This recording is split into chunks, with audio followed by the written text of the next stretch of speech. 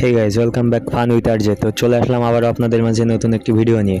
তো আসলে এক্স জান্নাত গেমিংকে হয়তো বা আপনারা চিনে থাকবেন। তো এইখানে আমি সোশ্যাল মিডিয়া ব্রাউজিং করতে করতে এক্স জান্নাত গেমিংয়ের একটি ভিডিও পেয়েছি।